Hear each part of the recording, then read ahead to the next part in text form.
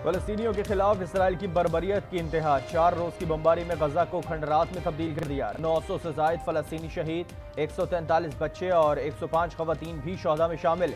4000 से ज्यादा जख्मी, 7 सहाफी भी जिंदगी गंवा बैठे। गजा की नाकाबंदी मजीद सख्त कर दी गई। खुराक, ईंधन और बिजली फराहमी मुअत्तल। इसराइल के सूबे एस्कलोन पर हमास का रॉकेट हमला, कुछ रॉकेटों को आयरन डोम ने रोक लिया। इसराइली वज़ीर आज़म नेतन्याहू का अमरीकी सदर जो बाइडन से फोन पर राब्ता, कहा हमास ने जंग का फैसला किया तो अब जंग ही होगी।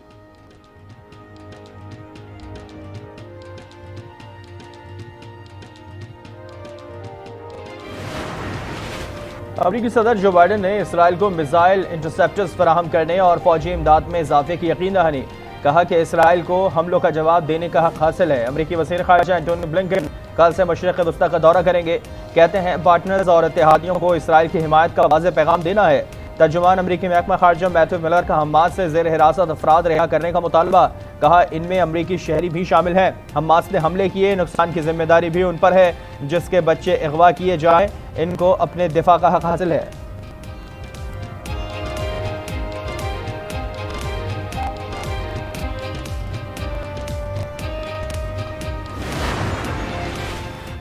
सऊदी अरब ने आइंदा मंगल को इस्लामी ताउन तंजीम का इजलास तलब कर लिया। गजा की सूरत हाल और इसके हल के हवाले से तबादला ख्याल किया गया। इजलास में रुकन मुमालिक के वज़राए खारजा शरीक होंगे। शाह सलमान बिन अब्दुल अजीज की ज़ेर सदारत सऊदी का भी रखा इजलास। गजा की सूरत हाल पर इजहार तशवीश, खित्ते में कशीदगी फैलने से मुतालिक भी तबादला ख्याल।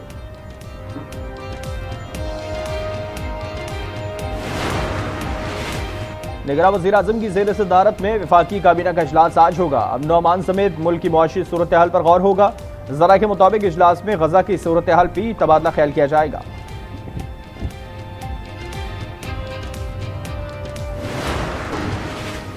कोयटा में निगरान वज़ीर आज़म की ज़ेर सदारत एपिक्स कमेटी का इजलास। Army chief general Asim Munir की खुसूसी शिरकत। अमन व अमान और नेशनल एक्शन प्लान पर पेशरफ्त का जायजा लिया गया।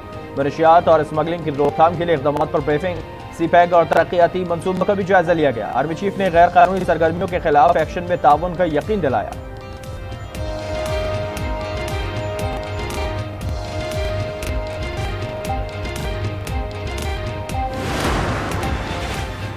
प्रैक्टिस एंड प्रोसीजर एक्ट से मुताल्लिक केस की समाअत आज फिर होगी।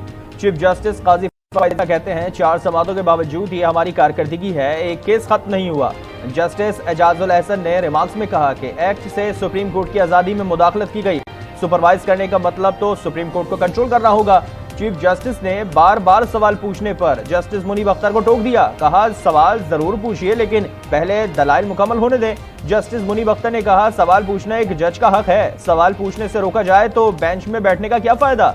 चीफ जस्टिस ने कहा पहले मेरे सवाल का जवाब दिया जाए, बाद में सवाल पर सवाल।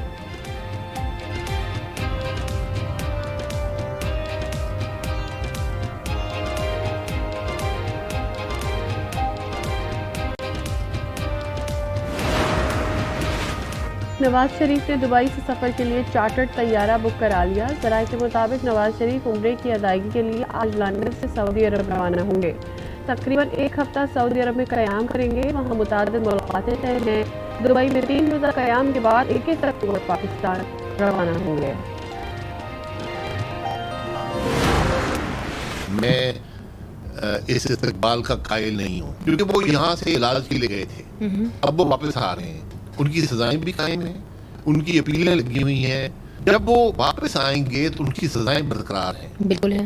बेल मिलेगी अपील के बाद, तो उस वक्त तक उनको कस्टडी में, जुडिशल कस्टडी में होना जरूरी है। नवाज शरीफ की सजाएं बरकरार हैं। इतने वतन वापसी पर जुडिशल कस्टडी में जाना चाहिए। लीग रहनुमा शहजाद नवाज़ी की प्रोग्राम स्पॉटलाइट में गुफ्तगू। कहा अगर नवाज शरीफ को रिलीफ मिलता है तो चेयरमैन पीटीआई को भी मिलना चाहिए, वरना अवाम पैदा होगा। मसाइल हल करना सियासतदानों का काम ही है। चेयरमैन पीटीआई नवाज शरीफ, आसिफ जरदारी समेत तमाम स्टेक होल्डर्स को बैठकर बात करनी चाहिए।